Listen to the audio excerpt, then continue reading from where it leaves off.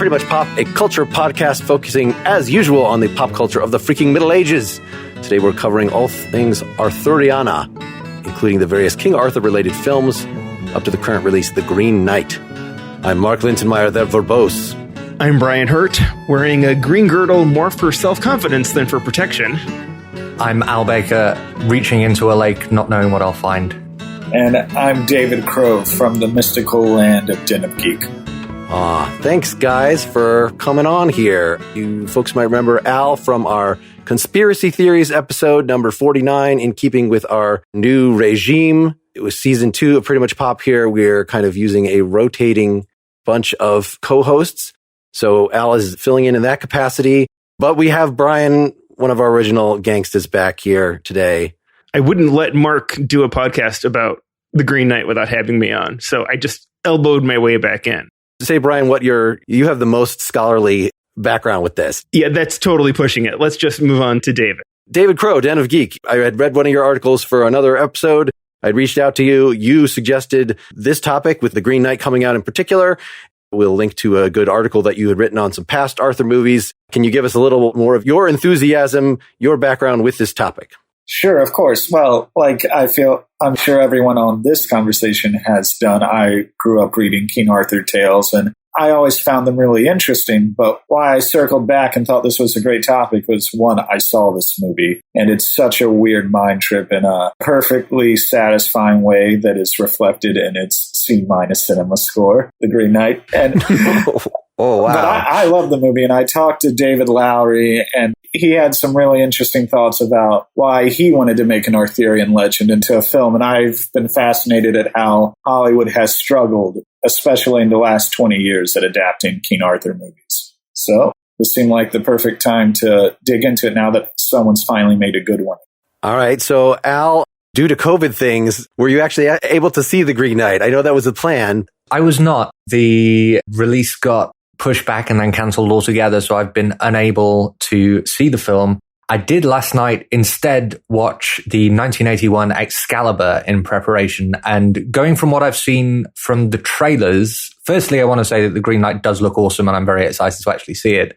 But I think there are interesting parallels with the 1981 film, and I'm hoping that we can have some interesting conversations about how, at least to me, it looks like The Green Knight is a return to that kind of form in a post-Lord of the Rings, post-Game of Thrones cultural context.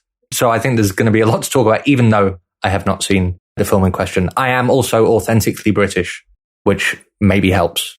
I was going to say, how about that accent, everybody? Mark really pulled out all the stops, getting a true descendant of King Arthur. Well, I guess going all the way back to the Romans, if you believe the Green Knight poem. Not only a descendant of King Arthur, but I actually live in the part of England where the Green Knight is supposed to be set, and have lived very close to the kinds of woods that the woods and the countryside that the original poem talks about. So you've been to the Green Chapel. How is it? It's not as green as it used to be, probably. Tourist trap. There's a concrete factory there now. So I'm anticipating that a lot of listeners here will not have specifically seen The Green Knight. We'll definitely get to it, but let's deal with Arthuriana more generally. I was not aware until researching this. Even my daughter was asking me, like, what is the source material? What do you read? And I was unclear about that. I mean, Le Morte d'Arthur, which is what, 12th century? Brian, you said you read this in the original Old English or Middle English? No, I read Green Knight in the Middle English. Morte d'Arthur, I read in translation. Morte d'Arthur is written in French, Mark. The clue is in the title. Oh, man. I was going to go easy on Mark, but I didn't. So I actually sat through a whole great course on Arthurian literature to see what is the source. And the truth is, we don't know what the sources are. These were stories that were going around for a long time. The figure himself, if he existed, he probably did. Somebody with a name that was something like Arthur. It's back in the 5th century. So the Roman Empire has fallen, withdrawn from the colonies like Britain. And so that's why there's all the chaos going on. But whoever this person was, he certainly wouldn't have been called a king. There was not plate mail, jousting, and all these things that were from 500 years. Morte d'Arthur is, I think, close to 1,000 years written later that is gathering a lot of these traditions together.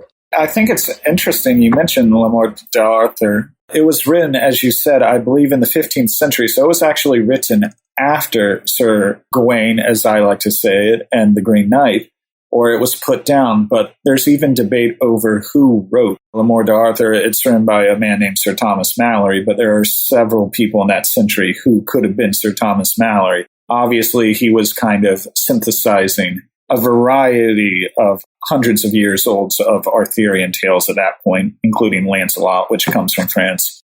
The most popular theory, from what I gather, is that he was a turncoat in the War of the Roses. So for Game of Thrones fans, it's like that, but real, no dragons.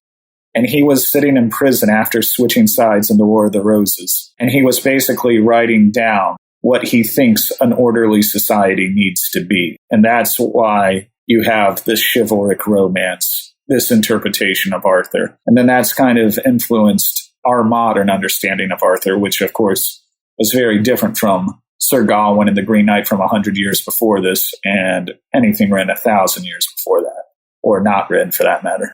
Yes, and I also didn't realize how much this was a property of all of Europe, not just England. I mean, of course, the historical Arthur would have been actually fighting the people the Saxons that eventually became the English. So he's Cornish or Welsh, both groups kind of claim him.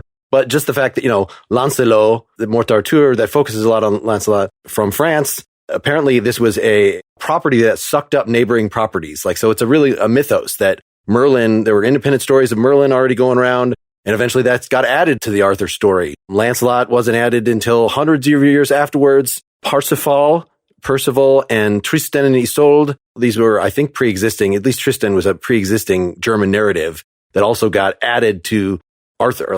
They were Round Table Knights too. So there's way more story than can be told in any one film. So most of these films that we have, sort of focus on this, things that are related to L'Amour d'Arthur through the T.H. White, Once a Future King, which is a book from the 50s, focusing on this Camelot and the love triangle and the death of Arthur, which apparently was not even supposed to be the name of that book. That was like the title of the last chapter, and the publisher screwed up and called it that. And that's what everybody, has been calling it for this long. All that introduction. All right. So spill us into modern retellings of this since the advent of film. And of course, there are more books and The Mists of Avalon, these feminist takes and multiple TV shows. David, do you want to kind of start us with the rundown of at least the modern films that we should care about? I saw there was a 1950s King Arthur and the Knights Round Table movie, which I watched a trailer for. I'm like, I'm not sitting through this. This looks like it was really cool at the time and it's going to be painful now. But, at least by the 60s, we have things that are close enough to our sensibility to be palatable. Yeah, I can like a movie from the 1950s. That was not one of them. I think it's interesting to talk about how these movies or these stories are recontextualized, not even only every generation, but every era to fit this sensibility. So that was a big gaudy epic in the era of the big gaudy epics of yesteryear when Hollywood was worried about television, kind of like today. I would say a good one to start with for me would be, and it's not my favorite by a long shot, is the Warner Brothers film adaptation of Camelot. I feel like a lot of younger people today, maybe a lot of people listening to this podcast have not watched Camelot, but I feel like the version everyone might be familiar with is the 1975 comedy, which is almost a direct reaction to Camelot, which is Monty Python and the Holy Grail. Because that is a hilarious movie. They're obsessed with not singing about Spamalot. And it's a reaction to Hollywood in the death throes of the old Hollywood epic, which would be musicals, westerns, period pieces. Well, here was a musical period piece adapted from Warner and Lowe, who did My Fair Lady. And the same studio that made My Fair Lady made the movie version of Camelot. And it came out, I want to say it was in 1967. It starred Richard Harris, who was apparently drunk all the time on set. Everyone hated working with him. Vanessa Redgrave, that's where she met Franco, who played the Lancelot, and they began their fabled affair if you followed the new Hollywood gossip stories. But the movie, it has some very beautiful songs, but it came in at the late 60s, so this is around the time of The Graduate, and Easy Rider, and Bonnie and Clyde, and the Vietnam War. And here's this big splashy musical like they used to make it 3 hours length, a very sprawling, overly done film. And it just flops at the box office. And it was the beginning of the death knell of the musical. And then you see more modern stories, kind of specifically Monty Python, respond to that. I guess to give it to the room, what's everyone's relationship with the Monty Python?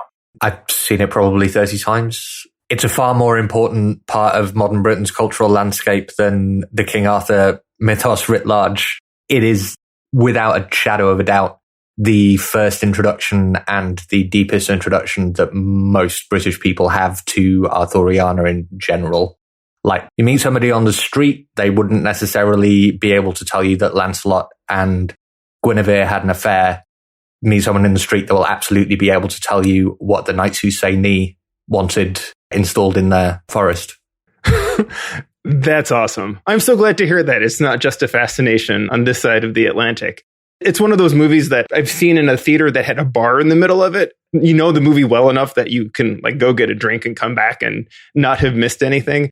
Even though it's done for laughs, I think there is such a reverence for the source material. I've thought that about looking at where Mel Brooks succeeds and where he fails. He succeeds when he's poking fun at something he loves, and he fails when he's poking fun at something he doesn't entirely get. And clearly those Monty Python guys, they knew their literature enough to put together something that was clearly reflecting of that. So it's maybe not my favorite Monty Python of all time. Maybe my name has forced me to like Life of Brian more than I should. But I would tend to think if I doing my homework for this show, like there were some movies I just refused to rewatch.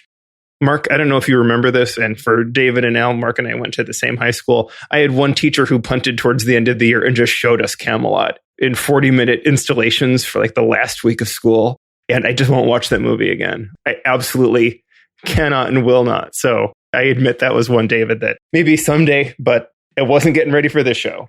I watched that for the first time, the original musical, going up to this, starting with my daughter who, is into musicals and might audition with one of these songs at some point for something. And she bailed about halfway through. It was too much. But I thought it got quite a bit better. Like I found the end part actually kind of moving, whereas early where it's just him being silly and a lot of the fun was just, this is Richard Harris. It's Dumbledore as a young person. Can you see Dumbledore in his occasional expression? That was the most interesting thing about it for this whole beginning part where they're just gallivanting around. And it is difficult to have a Lancelot who's not just like this big blonde, unappealing goon, to actually put Richard Gere in that part in First Night later, is even worse. Like to have this American romantic icon. I don't know if there's a good way to do that character at all, but I certainly didn't like the way it was done in the original Camelot.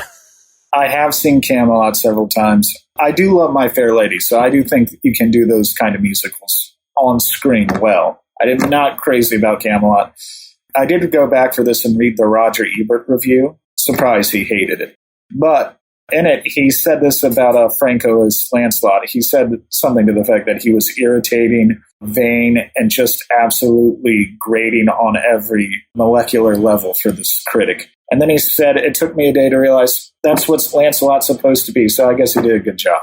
Something about the 1981 about Excalibur in relation to Lancelot in particular, something that's really awful about that film, and I'm really interested to know how far this is reflected or not in The Green Knight, is that there is really no attempt at any kind of characterization for any of the characters. They exist to kind of fulfill their mythic tropes. So Lancelot doesn't get a chance to be irritating because all he is handsome and Guinevere's in love with him. And there's no dialogue to establish any of this. It's just taken as read that okay, this is Lancelot. As soon as you hear his name, you know exactly who he is, what he's going to do, and why it's a problem. And that's also something, actually, speaking of Roger Ebert, I looked at Roger Ebert's review of Excalibur, and that was his complaint about that film, is that the direct characterization was awful and lacking. And I wonder if, in David's view, is that always going to be a problem? If you're running up against trying to depict these mythic, almost necessarily two-dimensional characters, is it just better to do it in a schematic way rather than trying to breathe too much life into them? I guess, what we're talking about is how larger than life and two-dimensional in a way, but mythic is, again, the word that John Boorman, who wrote and directed or co-wrote and directed Excalibur, went for in that 1981 film. And I enjoy Excalibur, but I'll put it this way, like when people talk about Robin Hood movies, they say the definitive version would be the Errol Flynn one. I know there's the British television series from the 80s as well, but the Errol Flynn movie from 38 is just like a definitive rendering of our modern interpretation of those stories. Excalibur tries to be that for King Arthur, and it kind of is. It is pretty faithful to the general broad strokes of L'Amour d'Arthur, or however you would pronounce that. But yeah, Excalibur is kind of a mess narratively because they shoehorn what could be, it should be a mini-series, frankly, of material into 2.5 hours. So everything is just, it's coming at you like an 80s hard rock music video or something. Like, it reminded me a lot of David Lynch's Dune. It's better than David Lynch's Dune. Respectfully disagree, but I take it. For those of you playing the drinking game where you have to drink every time we pronounce a word differently, you're drunk now. So just a heads up on that. Not to show our cards too much on the Green Knight, unless we're allowed to, Mark. But I would say that I did not like the movie very much. So a bit of a different reaction than David. But I will say that characterization was not one of its problems. I think that a lot of attention was paid to painting some life into a couple characters in a way that just doesn't exist necessarily in some other properties. So I think that will be a pleasant surprise for you, Elle, when you see that we get a little bit into the head of Gawain as well as King Arthur and a few additional characters. I'll just add to that. I actually agree with that, and we'll get into specifically how David Lowery really approaches it from a different way. But I think it's worth pointing out Excalibur is beautifully done, and for maybe listeners who haven't seen it, the best way to describe it, in my mind, is that Zack Snyder, certainly at the center of modern pop culture, for better or worse, has called Excalibur his favorite movie, the best film ever made. And once you know that, it makes so much more sense, because this is very much like the 300 version of Arthurian legends, except without CGI and with more of a 1980s sensibility. So it's therefore better than 300. Ormans, I would argue, is a better filmmaker, but it's sweaty, it's violent, it's full of nudity, including with John Boorman's daughter, who plays Igraine, gets raped by Arthur's father.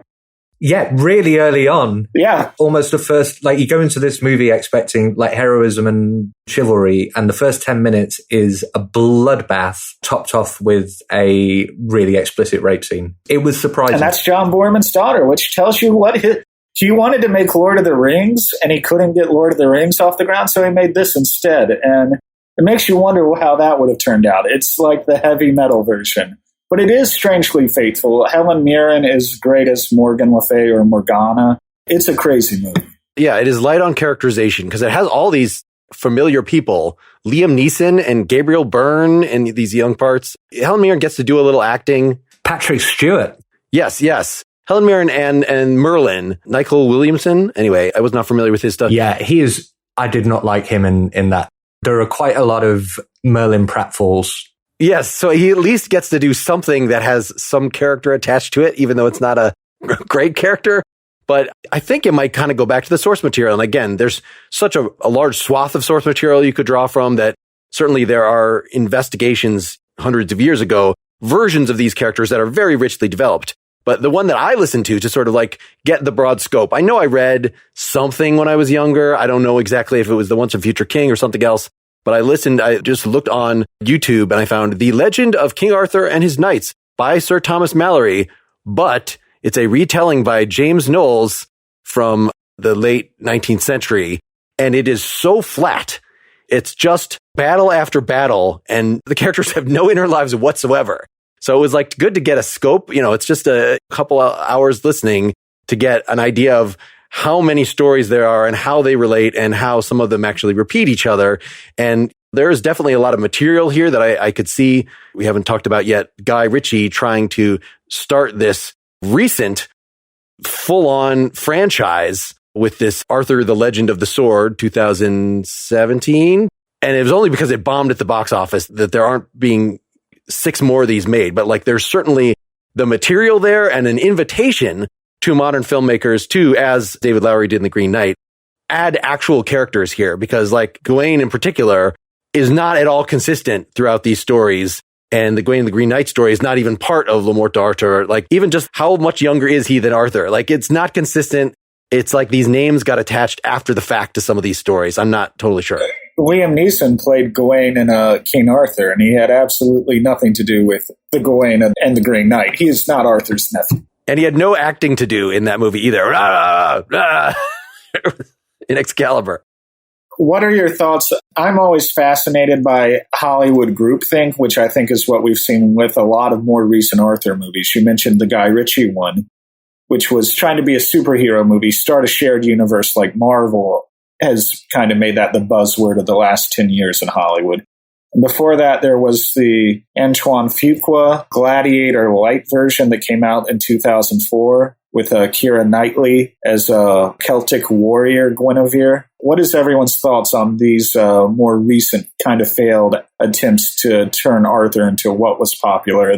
I certainly get it. I mean, source material is really just a starting point, right? I mean, what Mark described is like listening to the Bible of A beget B beget C, or the Silmarillion, or all these things. And it's just like, okay, go do something interesting with it. And like take, whether it's even a kernel or whatever, and go make something of it. And yeah, we're going to rely a little bit on the fact that people know something and have some expectations.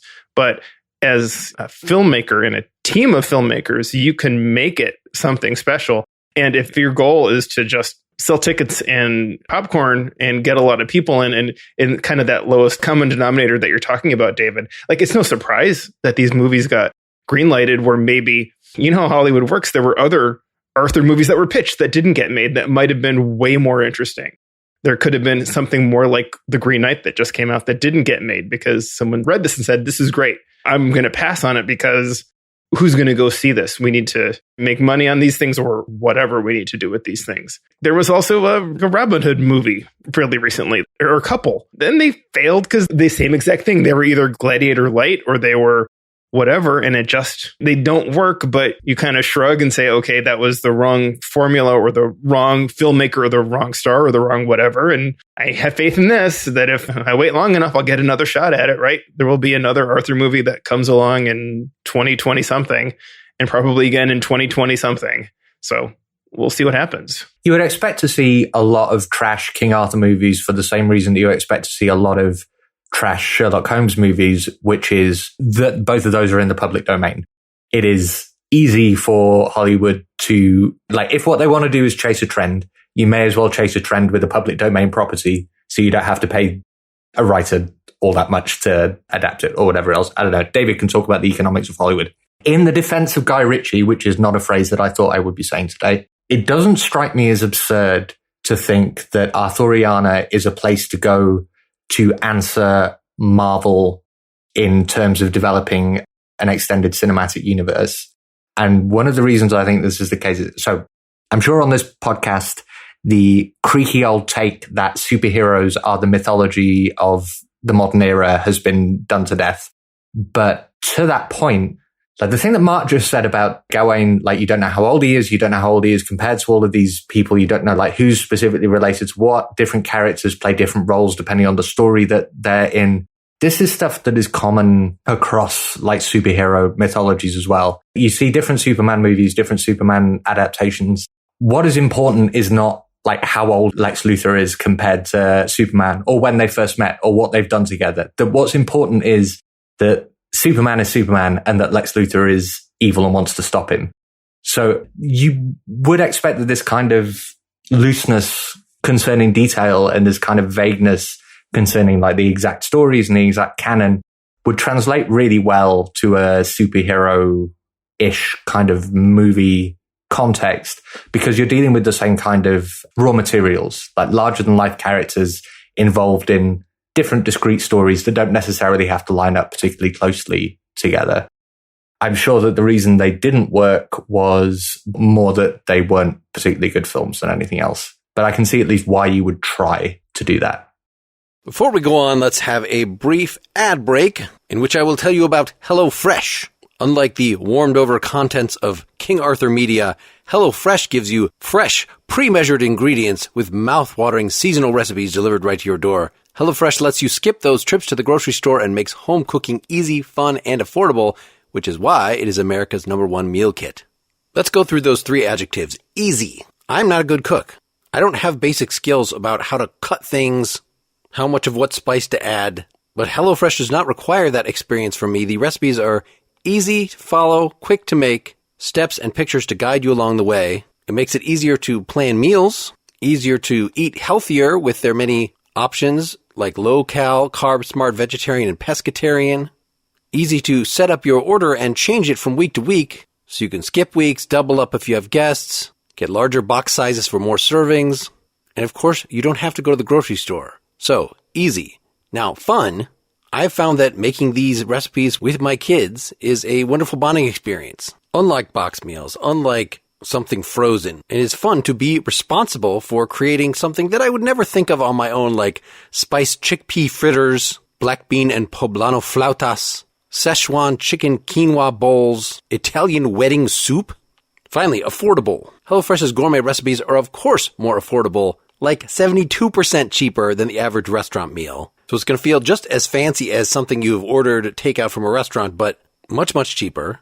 But did you also know that HelloFresh is 30% cheaper than shopping at your local grocery store, plus the time and fuel that you save? Go to HelloFresh.com/14pretty and use the code 14pretty for up to 14 free meals, including free shipping. That's HelloFresh.com/14pretty. Use the code 14pretty. Try HelloFresh, America's #1 meal kit. Just to recount a little my cinematic experience going into this, I watched, something close to 10 films in the last couple weeks going up to this. And I started just by searching King Arthur in my streaming services. And I got a lot of low budget, free to watch kind of things. Watched the beginnings of a number of things, like one that I think was just called like King Arthur and His Knights or something very generic like that. And it ended up being, it's their descendants in the modern age, played by people who can't act at all, doing some sort of ninja moves. No, this must stop immediately. So it was toward the end that I actually got down and like, okay, I'll figure out how to actually find these 2 that you recommended, David. So the one that you mentioned with Keira Knightley and Clive Owen. Yes, mostly pretty bad. And in fact, I had just heard a critique by the Great Courses professor about how this was supposed to be historically accurate, because it's like he's a Roman, he's somebody that worked for the Romans, but that it's just a completely absurd premise. Like these people are trying to win their freedom from service to Rome, win these papers that will enable them to cross the Roman Empire. And of course, nobody could read at the time. And their conceptions of freedom would have been totally different. Like it's very, very anachronistic. So that sort of bugged me going into it. But then there were things that I liked about it. There was a fight on the ice that, as silly as it was a little stirring. And just that all of his knights were like actors you recognize from various things, Mads Mikkelsen. I think one of the guys that carried over into the Green Knight, playing the host of the house, Joel Edgerton, plays this character. Anyway, so there are fun things about it. I guess one of the goofiest things that I'd heard about it was that it's shot like Braveheart, like Gladiator, but that because it was Disney associated, they forced them to remove all the blood after the fact, like do extensive carving. So it's like something that is just as visceral in terms of these up close fighting scenes, but yet entirely bloodless, which is weird and disconcerting. I don't hate the movie. I think it's very flawed. I actually think Keira Knightley as this warrior princess version of Guinevere is kind of fun, although how they get there and how they incorporate Hadrian's Wall is very absurd in the Saxon invasion. To me, the problem a little bit with both of these movies, but we'll focus on this 2004 one, is I'm not against using intellectual property in the public domain to basically jump on the trends, which describes it to a T. But to me, both movies suffer from, they weren't passion projects. It wasn't someone really wanted to tell a King Arthur story. It was in the early 2000s, you had Gladiator win Best Picture and make all that money. And, Ridley Scott would try and make it again with Kingdom of Heaven, which I would argue the director's cut's very good. He would then try and make it again with his Robin Hood, which was very bad. But it just felt like someone was squeezing this property into a box, and they had no real concern about what makes Arthurian stories fascinating. And I think that's why they're basically very forgettable movies. I agree that Arthurian legend, the fact that we're talking about how hard it is to squeeze all of the story of King Arthur into Excalibur's, 2-hour and plus running time. You could literally do movies about every knight. I just don't think Guy Ritchie was the person you hired to do that, because I don't think Guy Ritchie wanted to make a King Arthur movie. And he didn't. I think he made a studio mess. But that's my take on both of those movies. Guy Ritchie is the guy that you would go to if you wanted like a gritty and personal retelling of something. And that just seems like an entirely wrong-headed approach to King Arthur. Like, you don't want King Arthur to be gritty and real. So the beginning of that movie, which is sort of his, not the very beginning, but after he's been separated and is being raised like, a whorehouse basically. And it just shows him, there's a lot of montages. There's about 6 montages in this film. And this one is just him like whipping himself and just very gritty.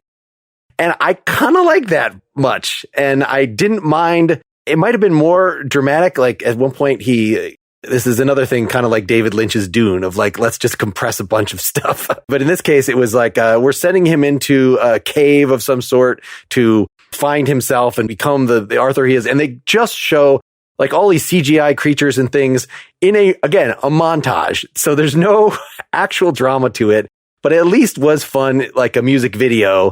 I wish it had done well. Like I would have said, wow, this is kind of a stupid movie, but like I would watch 6 more of them. It was good enough for me.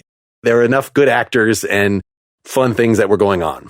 But I'm going to keep flying in the face of my earlier statement that I didn't like Green Knight all that much. But one thing that I think it gets right is that Arthur himself seems like a somewhat intractable character. And the more in the background he is, I think sometimes the better. In the West Wing TV show, the original intent was to not have the president be a main character. He was going to be a real background character that just showed up every now and then, and things happen in his shadow. And I think that might make for a more interesting story, or maybe I just haven't seen, I'm not quite sure what makes that character tick still after all this time and after all the things that I've watched. Whereas, again, for all the reasons I didn't like it, I think the Green Knight, which again is just about one of the knights. And in fact, it's actually a pretty short story that I feel like kind of got expanded into a movie in some ways. Not a hell of a lot happens in The Green Knight, referring to the original piece as well as the movie itself. So that gives you a chance to explore some things. Whereas when you're trying to jam in everything that happens in the Arthurian legends, you're just going to fail if you try to do that during a movie, or likely even in a limited series. Maybe we should push toward our Green Knight films. So when I say films, the Green Knight being the third attempt, at least that I know of, to make this. So Brian, you had, as soon as we kicked this off, you had said you had fond memories of Sword of the Valiant. Yeah, I'm going to come out and say it. So I was like, oh, I love Sword of the Valiant. And so then I rewatched Sword of the Valiant, which was made in the mid-'80s and featured Sean Connery as the Green Knight. After having rewatched it, it is not great. It's possibly not good, but I love it. I still have such fond memories of it. And I watched it with my wife, and she was a little confused that I was making her watch it. But I think by the end, she at least understood why I, as a teenager, liked it. And, it's one of those things. It's part of my DNA now. So I'm glad I rewatched it. And I understand it was the director essentially remade an earlier version that was done in the 70s on a much smaller budget, and I think that might even be floating around on YouTube. I didn't take the time to watch it. Did anyone else? I watched both of them coming into this, and they are very close to each other. It's just that the 80s one adds more jokes. Adds like, how do I urinate in this armor? Here's a can opener. Like, that's the quality of jokes that were added. But like most of the terrible stuff about the later movie is right there in the earlier movie. They're very similar. They're very similarly big, stupid protagonists, very uncharismatic. And I found them both silly and tedious. Like, they were not fun for me. To me, the funny thing about both of them is, and I didn't realize this until I started watching, I watched them in the reverse order. I saw the 80s one because I heard it was the good one. And I watched the 70s one, and I was taken by both of them. I'm like, wow, they're making very similar choices in how to adapt this. wow, they added the Lynette character, who I'm not as schooled in who she is in Arthurian legend. She's not Sir Gawain in the Green Knight. I'm like, what are the odds? And then I realized, oh my God, it's a remake.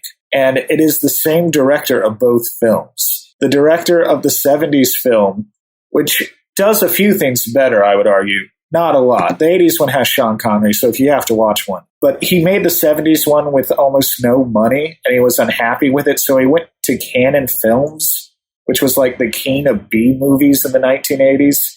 And he's like, let me make my same story again, and this time we'll give it some class. We'll give it Sean Connery. For 5 minutes. There's 5 minutes of Sean Connery. That is a fantastic story, and it makes so much. Like, as soon as talking through that, and I was like, who would give somebody money to remake the same film, but probably not do as good a job of it? And then you said Canon Films, and it's just, that absolutely makes sense. So Stephen Weeks is the director we have to blame for those two films.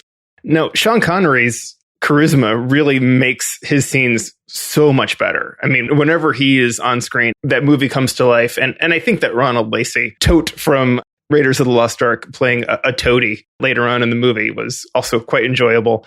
I really apologize to both of you or all of you for like talking up this movie, because it's not for everyone. In fact, it's possibly not for anyone, but it's for me. I mean, it's a real staple of Canon Films that you get the name actor and you shoot with them for like half a day, and you stretch that footage out to fill up as much of the movie as you can. And if that's what they did with Sean Connery in this, it sounds like they did a real A+ Canon Movies job. So maybe I'll have to search that out. I'll have to say this about them, is Ronald Lacey actually plays the same character in both versions. He did Raiders of the Lost Ark in between, so it's like, well, now he's got that Indiana Jones shine on him. We have to bring him back again. But the 80s one's interesting in that, to me, I was not around at that point. But when it came out, I can clearly see it's cashing in on Dungeons and Dragons and this very childish but not yet Disney-fied idea of what fantasy is. Like, fantasy movies had not become big business for corporations, in the sense that, as much as I love Lord of the Rings, you see what happened after Lord of the Rings came out, and the Disney Renaissance hadn't happened. So you could make something kind of B and silly and vaguely lascivious like that movie with the former Tarzan who plays Sir Gawain in that. I think his name's Miles O'Keefe. And it's just this cheesy, beefy movie where Sean Connery comes in dressed like he's still in Sardoz. It reminds you there was a period between Bond and The Untouchables where he wasn't Sir Sean Connery yet.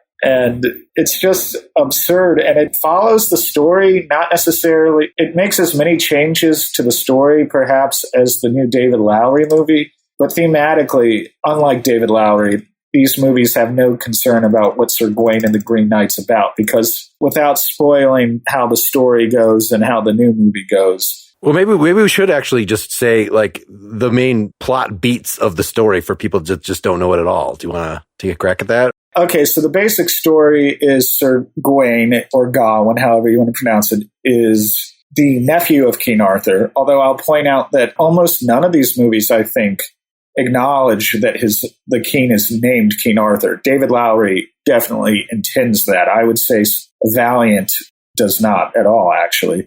But a Green Knight appears during a Christmas Day feast, or New Year's Day, depending on the version. And he is a supernatural entity who interrupts Camelot's feast and says he will play a game. Arthur or one of his knights can take a swing at him, strike him as hard as they wish with a sword or an axe, and in 1 year's time, he will return that blow. That is such a great setup, especially because Gawain cuts off the Green Knight's head, and the Green Knight doesn't die. He laughs, "I'll see you in a year." And that's the beginning of the story. And every version pretty much captures that incident. But what happens afterward, they go in wildly different directions. And the end of the story is about Gawain having to face his fear and face death with the Green Knight in the Green Chapel. And just to finish this point I had on Valiant, what's hilarious to me is, instead of being a metaphor about facing your death or finding honor in those things, which is what the story's about ultimately, it ends with Gawain tricking the Green Knight, Sean Connery's Green Knight, and they have an epic sword fight in a cave. And it's just entirely a movie of its era. well, for whatever it's worth, right, in the poem, the original 14th century that survives of Sir Gawain and the Green Knight does not cut Gawain's head off, or even attempt to. I think he ultimately nicks him. There was a second game that's played later on in the book where Gawain finds a host in the forest, and they play a game of everything I will give you, and everything you find hunting, he will give to Gawain, and there's an exchange of kisses from the Lord's wife and animals that are hunted in the forest. And it's very much it is a super standard story of chivalry, and I don't want to say morality, but like sort of morality overlaid on the chivalric ideals of behavior. I'm going to push back on that a little bit, because I think because I revisited the poem too in preparation for this, and what struck me about it is that it's not a straightforward story about honor, because Gawain finds himself in a position of having conflicting obligations, and that's what makes the end of the poem super interesting. He's made different promises that he can't all keep together. That's why the Green Knight cuts him, leaves him with some injuries, says that's a punishment because you had to break one of your promises. Gawain goes back to King Arthur's court saying, I failed. I haven't been able to uphold my honor. And they all go, oh no, you're fine. You're the most honorable among us, even though you had to break one of your promises. That's what I think, for me at least, sets it apart from other morality tales of the era, like that you might find in Chaucer and the Canterbury Tales, where it's straight. I mean, Chaucer is very clever and tricksy, but a lot of those stories are, at least on the surface, straightforward tales of like the virtuous have good things happen to them, the vicious get their just desserts. And Gawain seems really interesting to me in the way that it diverges from that. And it seems to be more about the challenges of upholding a strictly chivalric moral position than the rewards of doing that. Oh, fair enough. I agree with that analysis. I think the fact that there is that compass that points in one direction and that he is still striving to go there despite the challenges is what makes it so much a part of its time. I'll just add to that, Gawain in the original story, so we're spoiling something from the 14th century, he fails. That's fine. He does fail in the sense that, now in our modern eyes, it's ridiculous he failed, but maybe that's the point about the chivalric code, in that specifically he is playing a game with the lord and lady of a manor.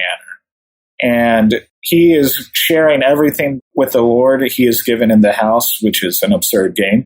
But when the lord's wife is trying to seduce him, she's kissing him and he's rebuffing it, but now he's kissing the Lord, and that's how he's trying to stay true to himself and true to be honorable to this Lord who is giving him shelter.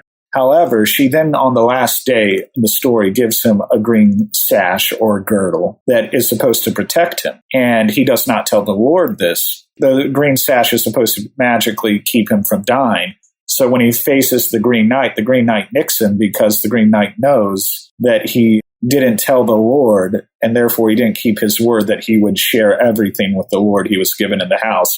He fails because he had a fear of death and he wanted to keep that green girdle. So even though he is the most honorable knight you can imagine while reading the story, he ultimately fails because, like all men, he fears death. So I guess that it would be probably very subversive for the 14th century. Unless you view chivalry as it's an ideal that you can never achieve, right? It's this goal that you strive towards and that you always fail because we're mortals and we're flawed, but that doesn't mean you don't keep trying for it. And he could still be the most honorable and have failed. Like, those are mutually true things, I think.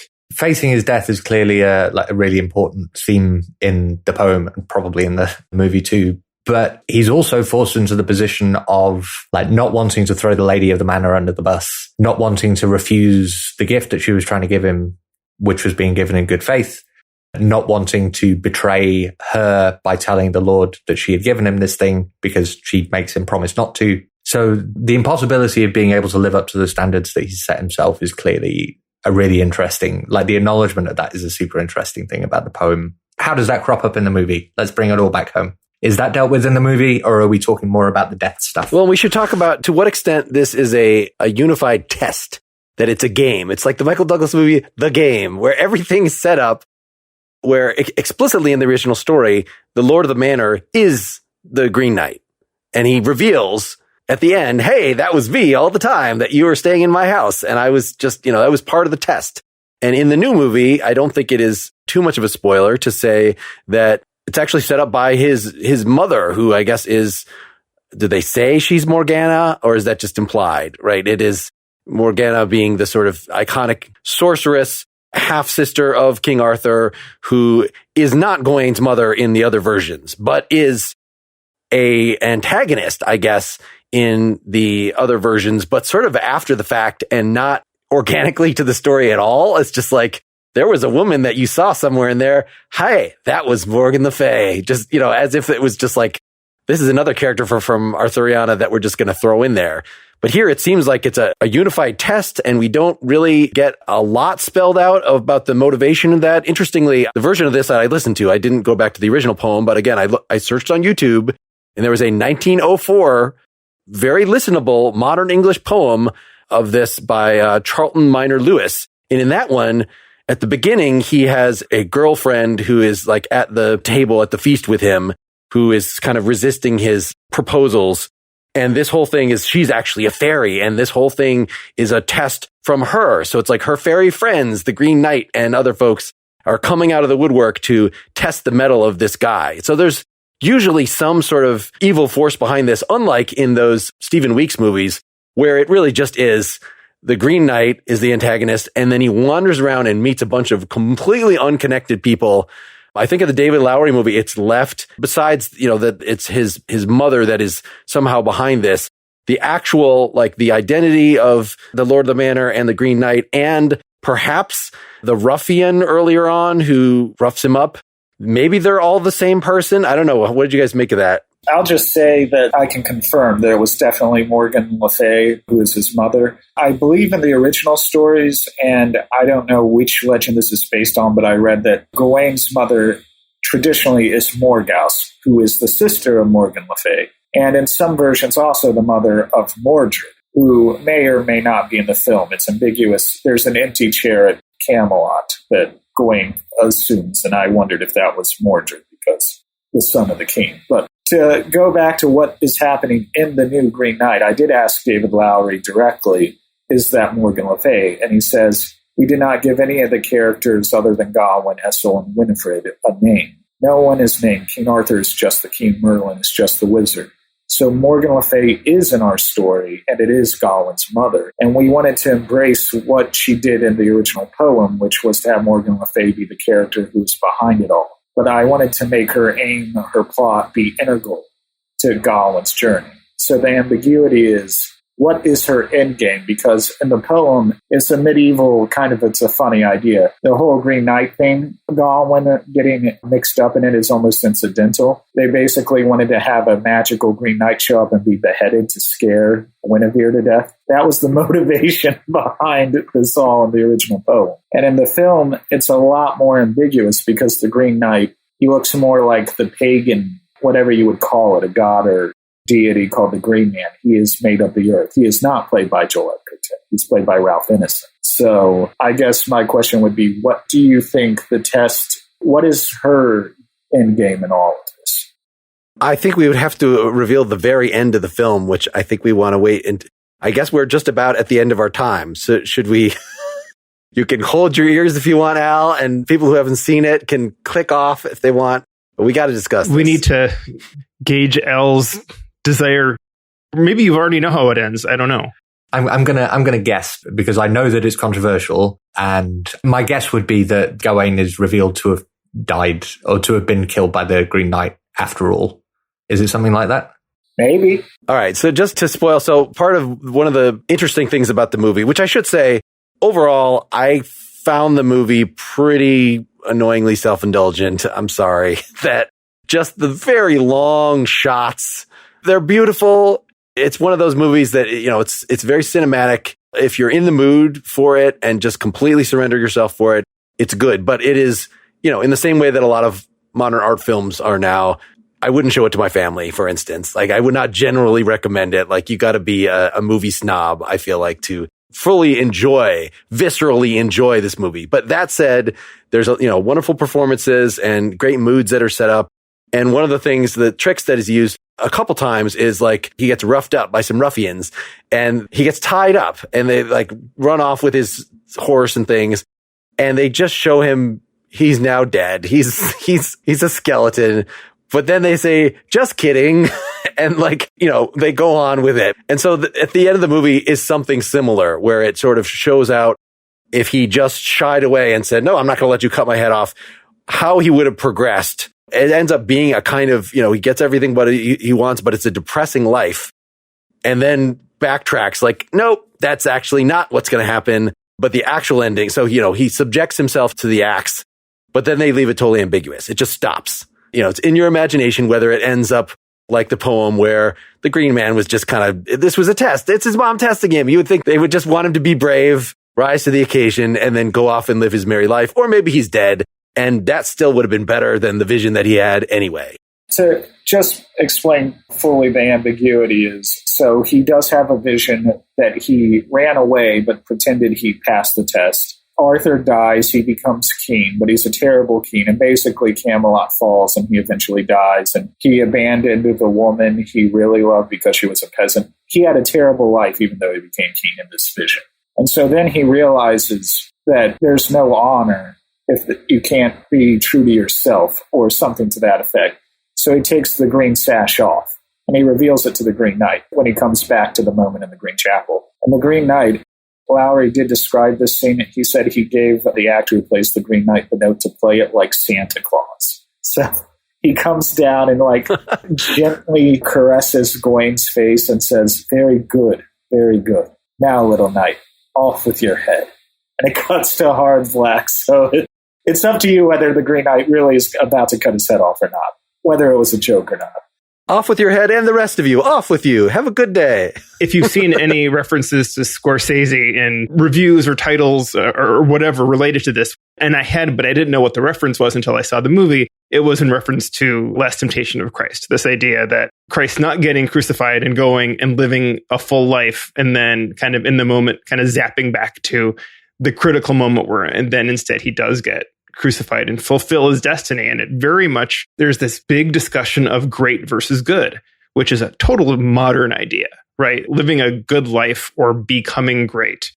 And to David, you asked sort of what the motivation was behind all this. I feel like his mother, like we wouldn't be talking about Sir Gawain if he didn't go on this adventure, but he did. And he's part of our cultural lexicon because he had this experience and maybe does or doesn't get his head cut off. And that's his greatness. But being great in kind of that big, large sense and being a good person those are things that are at odds with each other in this movie and are actually spoken pretty explicitly, I think, by us all. Well, I guess as the one person who really liked this movie, and probably a film snob, that might be accurate, but obviously it's visually gorgeous. The clear thing to say, it's very painterly. It has the look of a gorgeous, either a 19th century painting or a 1980s fantasy novel. Either way would describe how every shot of this film looks almost.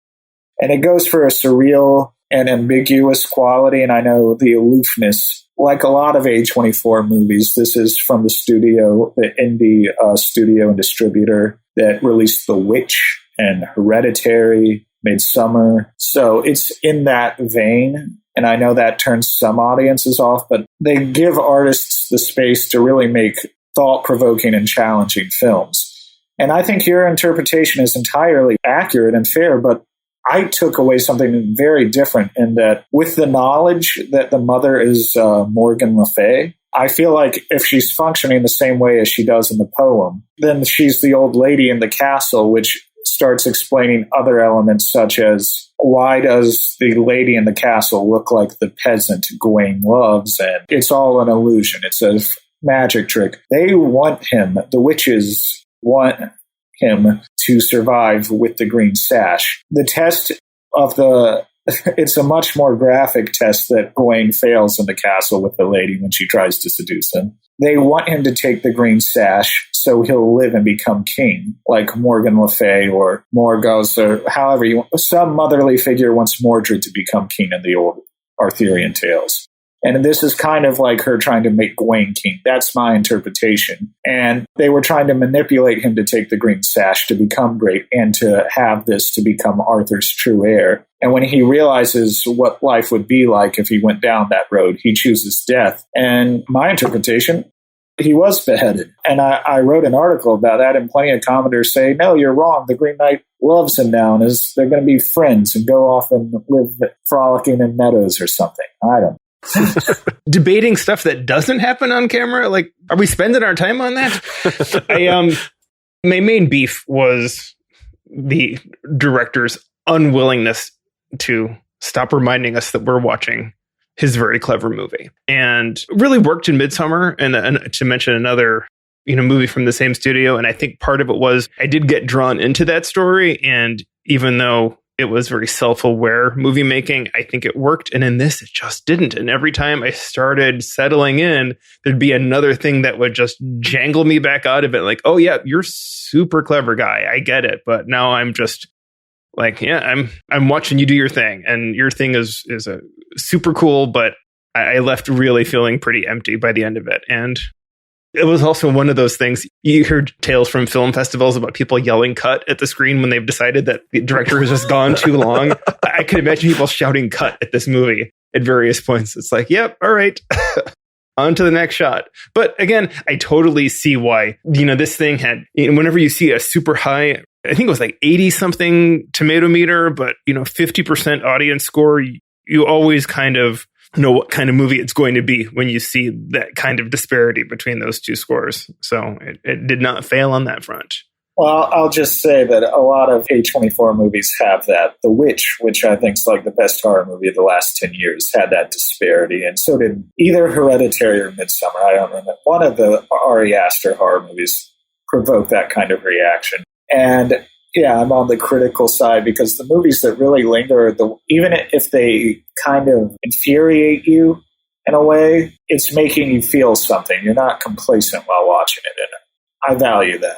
The thing that A24 movies, especially The Witch, do for me is they are unashamedly cinematic. The word you used was painterly, which I think is absolutely right. But it is clear whenever you watch one of their films that they're interested in using the medium of cinema to do the work. And if that's what's going on in The Green Knight, then you completely understand why people are going to hate it. But that sounds like a very valuable approach to me. And I'm really glad that we seem to be living through a period, I guess, because of the economic demise of the traditional film industry, where there is space for these kind of movies to get made and see a fairly wide release. Yeah, I didn't have the most wonderful time watching it moment to moment, but when it was done, I'm like, I kind of want to see that again. I want to, not just for the purposes of this discussion, but like it did have an effect. And I see David Lowery also made A Ghost Story, which is one I watched on streaming recently and enjoyed that quite a bit too, in the same like super slow, very little is happening moment to moment way. But like, it's okay. You just live in that world a while. And so I think I will, I'll call myself a fan of his. I'm going to watch more of his stuff. Well, thanks to all of you. David Crow, thanks so much. I'm excited to read more of your material. And Al Baker, thanks for coming back. Can you guys both stick around for a few minutes for the supporter audio so we can talk about potential future interactions? Absolutely. Always a pleasure. Thanks for having me. And thanks, Brian. Yeah, thanks for letting me back on after I tried to get out. You keep pulling me back in. Missing a whole one episode since last time you were on. I guess that's right. All right. Well, thank you, listeners. Again, you can check patreon.com/prettymuchpop if you want to hear us continuing to talk a little bit. So long. Bye. Bye-bye. Bye. Get more Pretty Much Pop at prettymuchpop.com. Get bonus content for every episode at patreon.com/prettymuchpop. You can also now get all the bonus content directly through Apple Podcasts by signing up for a paid subscription there, which gets you ad-free episodes and extra talking not only for Pretty Much Pop, but also for my other podcasts, Nakedly Examined Music and Philosophy vs. Improv. Pretty Much Pop is part of the Partially Examined Life Podcast Network, and it's also presented by openculture.com.